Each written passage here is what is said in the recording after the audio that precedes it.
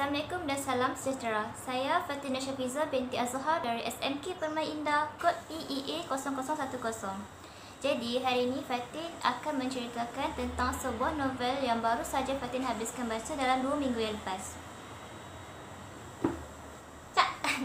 Jadi, ini adalah novel yang Fatin maksudkan. Tajuk buku ini ialah Hiatus hasil karya Mato. Hiatus berasal daripada perkataan Latin yang membawa maksud jurang dalam bahasa Melayu. Buku ini dikaryakan oleh Mato ataupun nama samarannya yang lain ialah Budak Tomato. Buku ini diterbitkan oleh Ima Publication pada tahun 2019 dan mempunyai sebanyak 321 jumlah muka surat. Buku ini tak tebal sangat dan tak nipis sangat. Sangat sesuai dibaca oleh golongan-golongan muda yang sangat suka membaca. Buku ini adalah buku cetakan kedua penulis disebabkan cetakan pertama tidak diterima oleh pihak penerbit kerana terdapat unsur-unsur yang tidak sepatutnya kita baca. Jadi, apa yang menarik minat Fatih untuk beli buku ini adalah disebabkan sinopsis novel ini. Kebiasaannya, novel yang selalu Fatih baca, sinopsis dia lain daripada novel ini tau. Sinopsis novel ini lebih kepada penceritaan ataupun dalam erti kata yang lain lebih kepada diari si penulis ini. Jadi bila Fatin dah mula baca novel ini, barulah Fatin tahu novel ini menceritakan kehidupan penulis novel ini iaitu Mato. Novel ini adalah gabungan dua unsur iaitu fiksyen dan bukan fiksyen. Setiap cerita yang penulis tuliskan di dalam novel ini berkait rapat dengan kehidupannya maupun realiti yang berlaku dalam kehidupannya. Penulis novel ini iaitu Mato ataupun nama sebenarnya Amel Taha ialah seorang pesakit mental yang menghadapi kemurungan. Kehidupan Taha ni dikawal sepenuhnya oleh ayahnya iaitu Tuan Ahmad. Taha ni dia buat macam-macam untuk membanggakan ayahnya, tetapi satu pun daripada usahanya tidak dipandang oleh ayahnya, malahan ayahnya sering mengawal segala apa yang dia hendak lakukan di dalam hidupnya. Talha ni merupakan seorang pelajar Universiti Syarika di Arab dan dia merupakan seorang pelajar yang sentiasa mendapat grade dan keputusan yang baik walaupun Talha ni seorang pelajar yang liar. Talha ni dia dah pernah buat macam-macam dalam hidup dia, termasuklah merokok, minum arak ataupun perkara-perkara yang liar. Selalunya memang dia pernah buat semuanya. Tetapi yang peliknya kan, walaupun Taha tu perangai dia liar, dia tetap mampu menghafal 30 juzuk Al-Quran dan dia adalah seorang penulis buku yang lebih dikenali sebagai Alif Sizul yang menulis tentang kebesaran dan kewujudan Tuhan. Sedangkan di dalam kehidupan realiti Talha, dia ragu-ragu akan kewujudan Tuhan. Dan ada satu hari tu, Talha ni dia dijemput oleh seorang ustaz untuk bagi ceramah dekat pelajar-pelajar Malaysia yang belajar di Rusia. Dalam program tu, Talha ni dia kena bergabung dengan Dr. Raudatul Hifzah iaitu seorang penceramah yang terkenal di Malaysia. Dr. Raudatul Hifzah ini adalah seorang perempuan yang berkerjaya, mempunyai 5 buah syarikat, seorang pakar motivasi, seorang doktor. Dan Dr. Raudatul Hifzah ni adalah orang yang membawa dan mengikuti usrah. Tetapi Talha ni dia tak suka tahu orang yang bawa usrah ataupun mengikuti usrah dan dia sangat-sangat benci benda yang berkaitan agama. Talha ni mula-mula dia tak suka pun dengan Dr. Raudatul Hifzah tu, tetapi lama-lama dia mula sukakan Dr. Raudatul Hifzah tu kerana personaliti Dr. Raudatul Hifzah tu yang menarik perhatian Talha. Dan tak lama lepas tu Talha ni dia ada niat untuk kahwin dengan Dr. Raudatul Hifzah.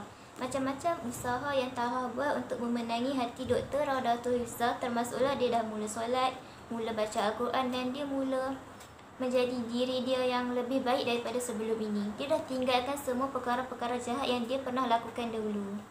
Dan tanpa pengetahuan Talha, Talha ni ditunangkan dengan Tasnim iaitu kawan baik Talha waktu kecil dahulu tanpa pengetahuan Talha.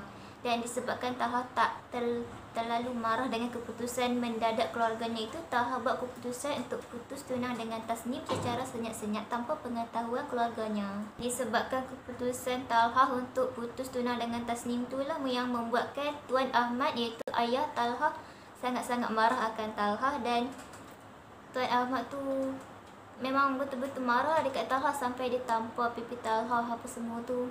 Talha ni dia ada satu tabiat tau, di mana bila Talha sedih, Talha tertekan, bila dia Bila penyakit kemurungan Talha tu datang, dia akan cederakan diri dia sendiri. Termasuklah dia ambil pisau, dia tores dekat tangan dia, dekat paha dia, dan dia akan cederakan diri dia seorang-seorang diri. Dalam novel ini juga terdapat 3 watak lain yang Fatih rasa watak utama juga, iaitu Chat dan Kidin. Chat, Kidin, Talha adalah 3 kawan baik yang dahulunya baik tapi sekarang mereka dah terpisah setelah kian lama. Tetapi dalam novel ini ada menceritakan Kidin mati disebabkan oleh Talha. Sebenarnya dalam novel ini banyak cerita yang tergantung dan kadang Fatin tak faham apa yang penulis nak sampaikan.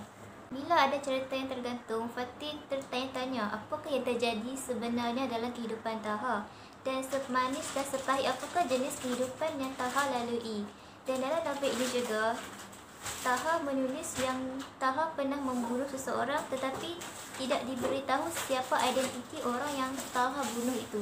Dan Talha juga pernah masuk penjara atas tuduhan yang seorang perempuan iaitu Nia buat ke atas Talha. Novel ini juga ada diceritakan yang sebenarnya Talha ni anak Tuan Fahmi, bukan Tuan Ahmad. Dan cerita Talha ni terhenti macam tu je. Dan sedangkan Fatih sendiri tak tahu yang sebenarnya Talha ni anak Tuan Ahmad ke ataupun Tuan Fahmi. Macam terlalu banyak cerita yang tergantung yang penulis tak nak pembaca macam Fatih ni tahu seluruh kehidupan realiti yang berlaku dalam hidupnya. Selain daripada tertanya-tanya kehidupan jenis apa yang Talha lalui, Fatih suka akan gaya penulisan yang disampaikan oleh Matu ini, ataupun namanya Talha lah kan. Gaya penulisan yang disampaikan oleh Matu ini adalah sangat-sangat santai, dan bila Fatih baca, Fatih faham apa yang penulis nak sampaikan, dan ceritanya tak terlalu padat dan tak terlalu rumit lah untuk kita fahamkan. Dan yang paling Fatih suka adalah dalam setiap novel ni, dalam setiap bab yang disampaikan dalam novel ini dalam setiap bab tu akan ada satu kata-kata hikmah ataupun ayat-ayat yang bila Fatih baca, Fatih rasa macam wow, semangatnya ayat ni, rasa macam ayat tu betul-betul bermakna. Dan salah satu ayat yang Fatih suka dalam novel ini adalah mereka kata, buat apa mengadu pada manusia bila kita ada Allah? Aku tak tahu jawapannya, tapi sedikit aku tahu, hebatlah manusia yang tak berkongsi masalah dengan sesiapa selain Tuhannya. Aku tak mampu, dan kalau kau mampu, kau jangan rasa semua orang sesuci kau. Sebab pada aku, rasa suci itu tanda kita tak suci. Pada akulah.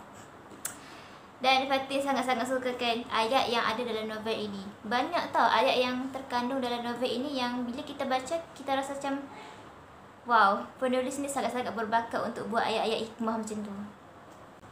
Jadi, kalau korang nak tahu kehidupan jenis apa yang Talha lalui, siapa yang bunuh Kidin, siapa sebenarnya ayah Talha, dan apa yang disebabkan dan apa punca utama Talha tu kemurungan, korang boleh dapatkan siri kedua buku Hiatus ini di mana-mana kedai buku yang berhampiran. Jadi, selamat membaca dan menghayati kisah seorang lelaki yang bernama Amir Talha.